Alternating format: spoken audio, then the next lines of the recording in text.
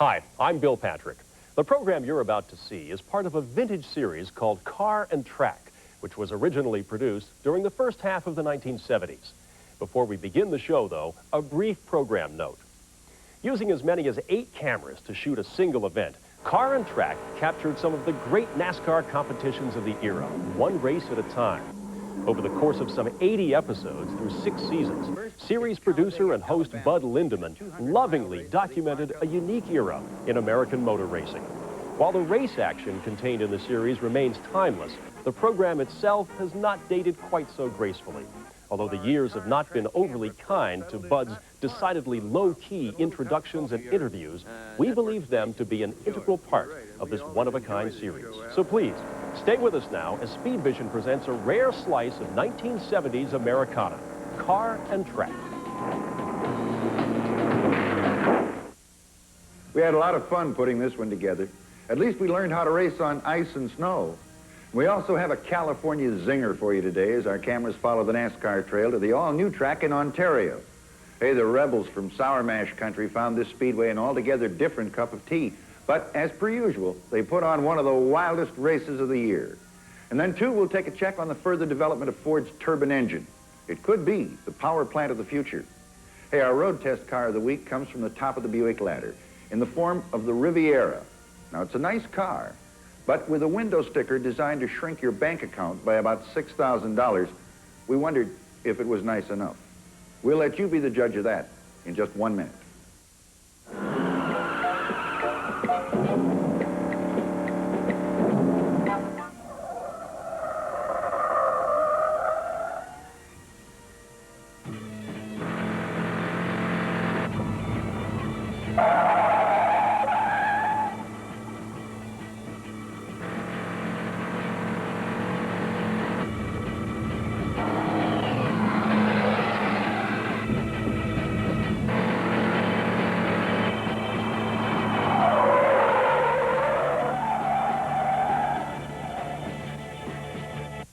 When plushier cars are built, Buick will build them.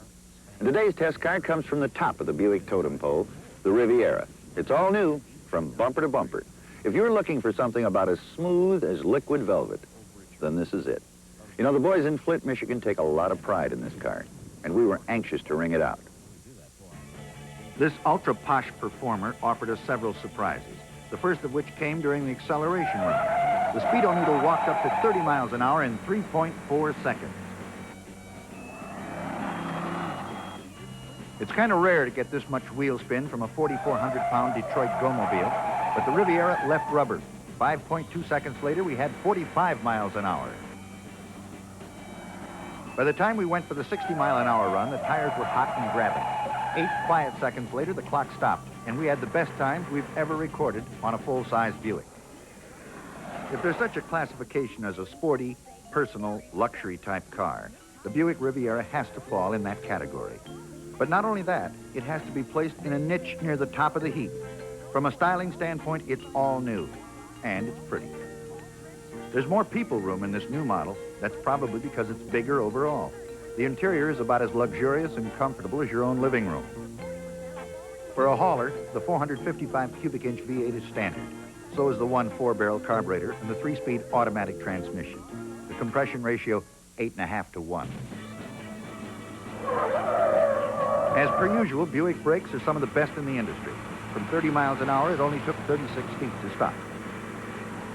Our tester came with the power disc brakes up front and composite cast iron drums in the rear. From 50 miles an hour, we dragged rubber 94 feet.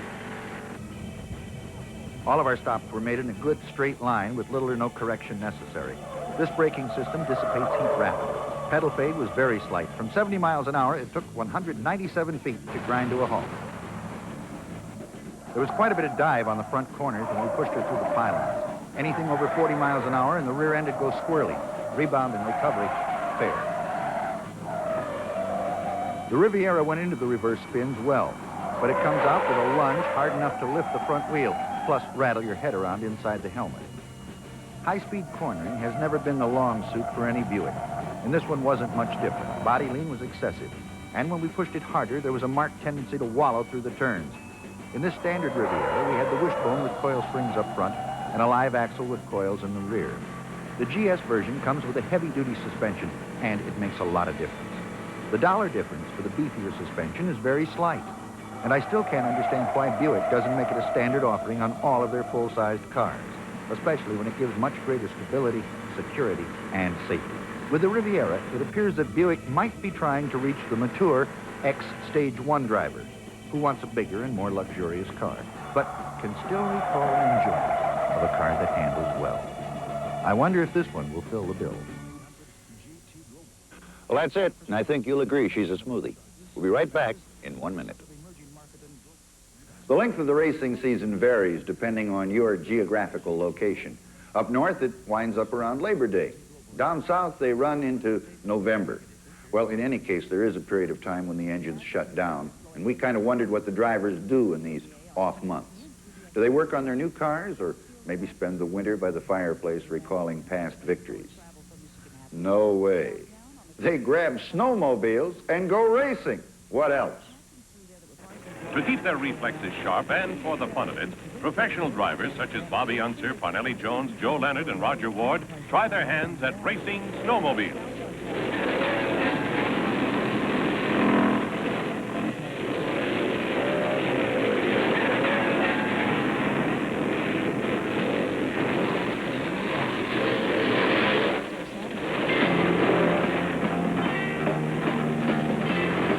Racing a snowmobile at speeds that can exceed 100 miles per hour over a twisting, turning course places exceptional demands on a driver's control.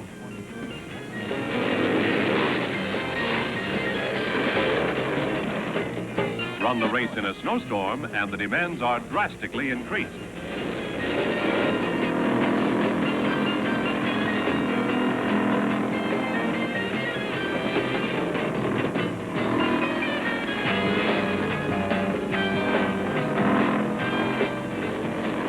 The professional driver races snowmobiles to sharpen his skills and quicken his driver control. Driver control is developed bit by bit from the experience of competing in many kinds of races on various tracks. This control is vital to safe racing and winning.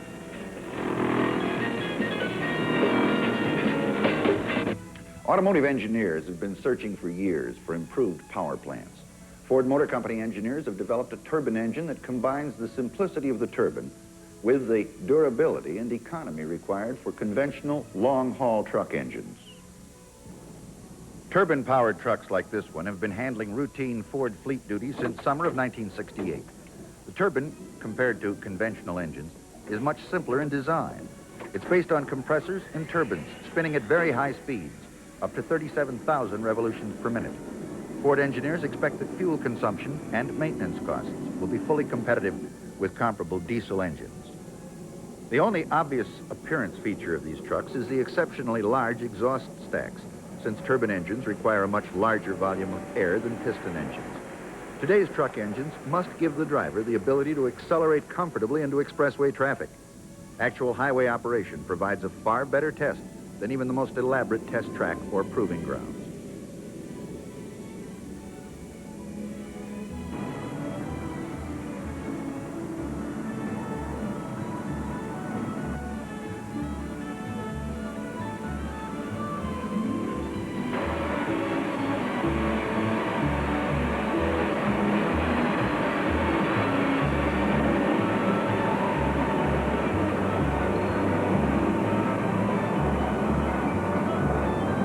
Engines are designed for long hauls on the interstate highway system of the 1970s. They're so quiet that the driver can enjoy his radio without the roar and vibration typical of reciprocating engines.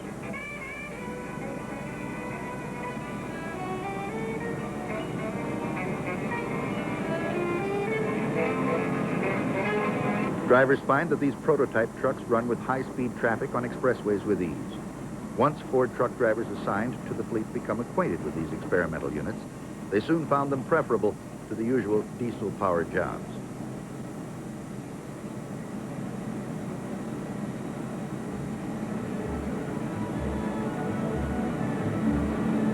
Supervisors assigned drivers on a rotating basis to give all of them an equal chance behind the wheel. And the truckers attracted a lot of attention from fellow drivers anytime they stopped for a cup of coffee along the way.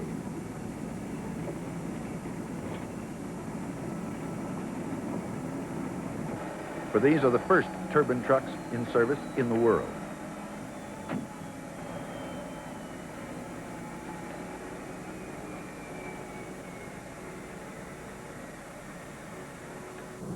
Like a man who brings his new car home to show it off to his family and neighbors, Hugh proudly answers questions about his new baby to his fellow drivers.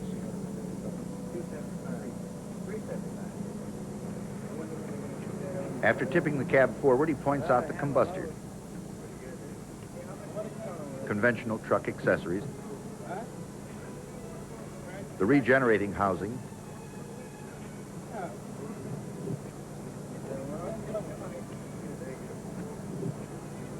and one of the exhaust ports.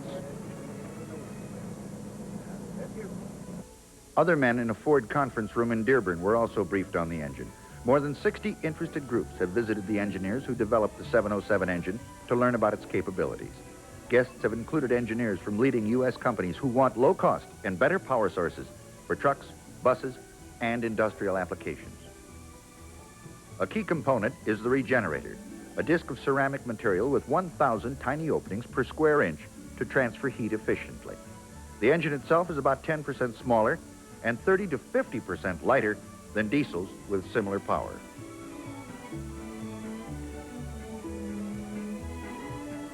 This power turbine and gearbox assembly converts the high-velocity thrust of air into usable power.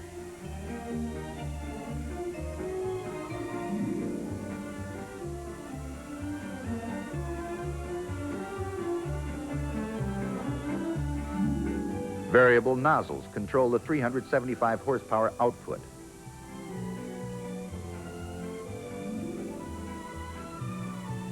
Combustion takes place inside this small combustor can. A single fuel nozzle and single igniter attest to the simplicity of design. The roaring flame, source of all the power, happens here. Back on the highway, Hugh returns his rig to home base. Another trip completed. Another turbine test accomplished.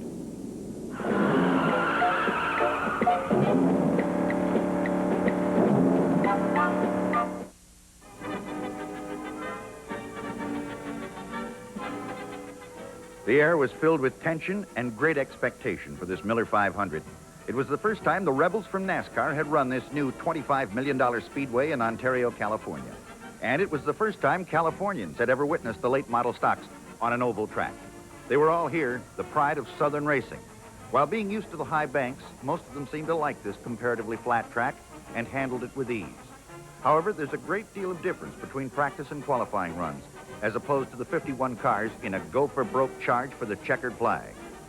A.J. Foyt placed his Mercury number 21 on the pole with a time of 151.711 miles an hour. Grand National Champion Bobby Isaac won the second starting spot in his 71 Dodge. And the Daytona 500 winner Richard Petty had the third position on the outside of the front row in this first-time three-abreast start. Over 80,000 fans were on their feet as this spectacular field thundered down the front straightaway for the green flag, and the race is underway. It's Bobby Isaac who wins the drag into turn one, followed by Foyt and Petty.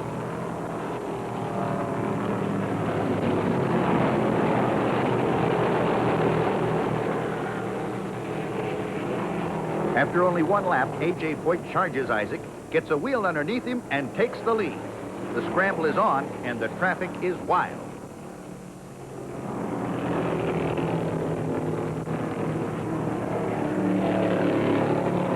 Bobby Isaac is back and challenges Foyt on the high side, but he finds out that the outside groove on a flat track is not like the high banks at Daytona.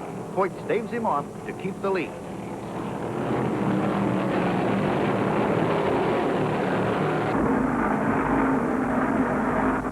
Already the faster cars are beginning to lap the field, and there's action on every corner of the racetrack.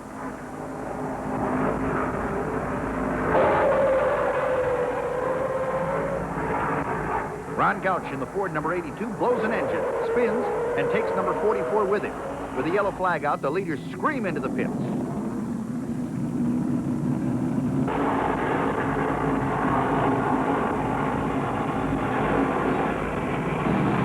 The Wood brothers haven't lost their touch as they get Foyt's Mercury back on the track in 21 seconds.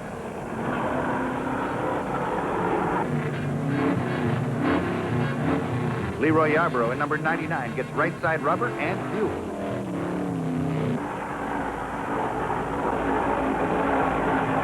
Isaac stays on the track and avoids a pit stop. This gives him the lead on the restart with Petty and Baker right on his tail. There goes another one. Pedro Rodriguez in car number 20 slams into the rear end of Benny Parsons and spins him all over turn 2. Another yellow is out, and this time Isaac heads for the pits.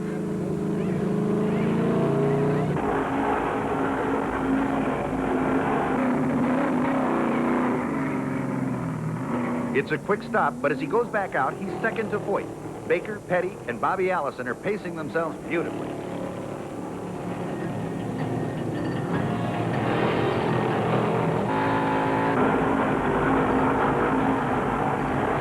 Rodriguez's crew pushed number 20 behind the wall. He came in with an overheating engine. Apparently, he caved in the radiator when he tangled with Benny Parsons. As they pour out of turn 2, Foyt has the lead with some very fast company right on his tail in the form of Isaac, Petty, Baker, and now Freddie Lorenzen. Now Lorenzen stands on it down the front chute and slides his number 99 Dodge underneath Foyt to take the lead.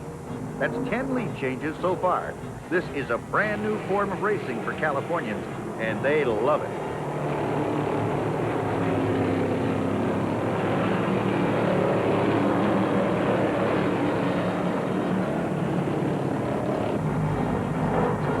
Freddie is pushing his Dodge harder on every lap, trying to stretch the lead, but he can't seem to shake Foyt and Petty.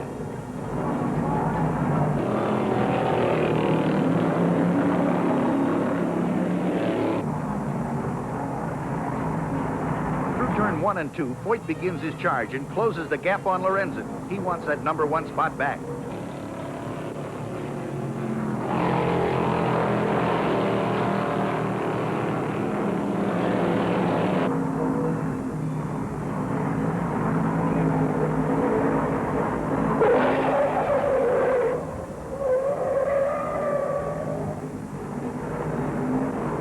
Kevin Terrace blows his Hemi Plymouth on the back chute, slides all the way across the infield and slams into the retaining wall.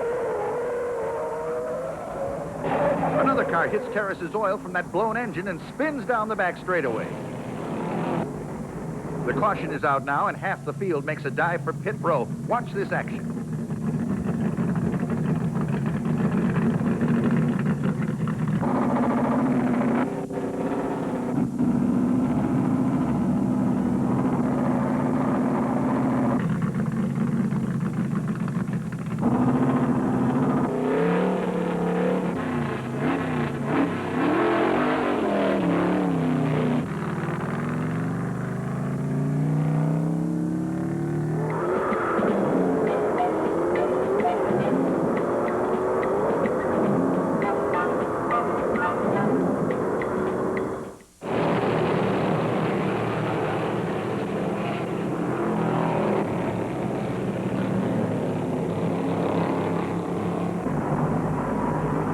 On the restart, it's Foyt, Bobby Isaac, Baker, Lorenzen, and Petty.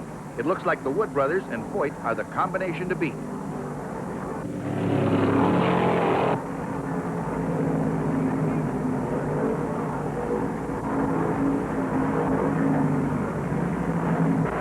A few laps later, Lorenzen pushes the STP Dodge into the number 2 spot behind Foyt. AJ will have to hustle now because Freddie is coming on. Lorenzen blasts his way down the front chute, moves up alongside Foyt, and takes him and the lead going into turn 2. Petty, who's been running strong since the green flag and pacing himself very well, has now moved into second place, just a holler behind Lorenzen. This is Richard's kind of race, and he could be the boy to watch.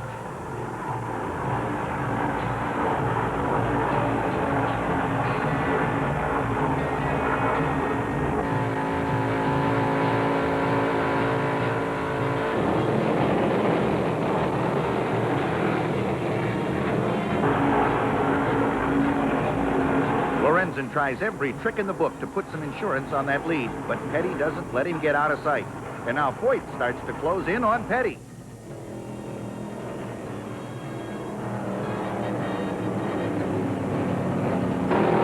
Through turn 4, AJ moves around Petty, takes second, and begins a bid for the number 1 spot.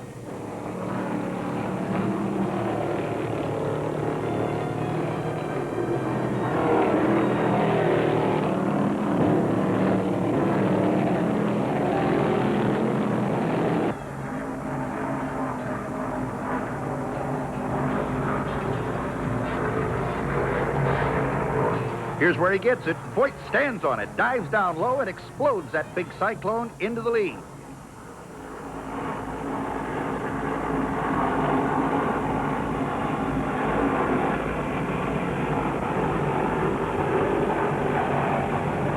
Now it's Foyt, Lorenzen, Petty, and Baker. They're all wound out.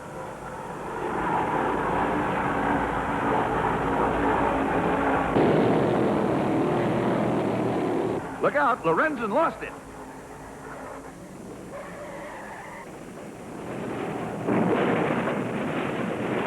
Freddie blew that Hemi in the fourth turn and spun in his own oil all the way down the front chute. There was a fire in the engine compartment, and the track fire crew were there just seconds after he came to a halt. Lorenzen gets out in a hurry, and he's all right. This accident brings another caution flag out, and Foyt is the first car into the pits.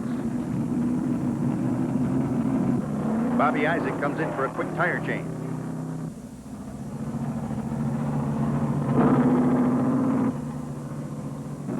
Here's Petty for right side rubber and fuel.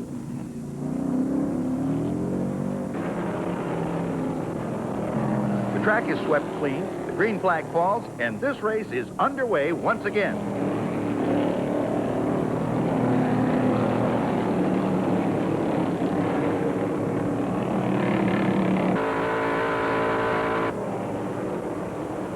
On the 175th lap, Foyt was in the lead when his crew called him in for what they hoped would be his last pit stop. This put Richard Petty in the #1 spot.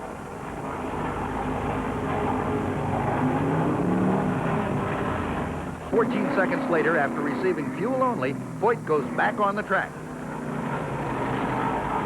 This is a shot of the mistake that could have cost Richard Petty the race. On the 185th lap, he came in for fuel, overshot his pit, and the officials made him go all the way around the track and come back.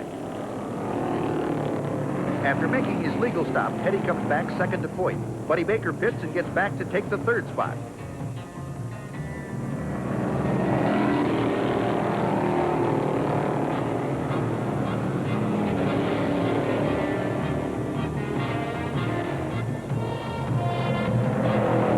As they pound toward the finish, AJ has the lead, and Baker passes Petty to take over second. On the 200th lap, AJ Foyt screams down the front chute 8 seconds ahead of Buddy Baker to take the checkered flag. 25 cars failed to make the finish. Foyt's Mercury made victory lane.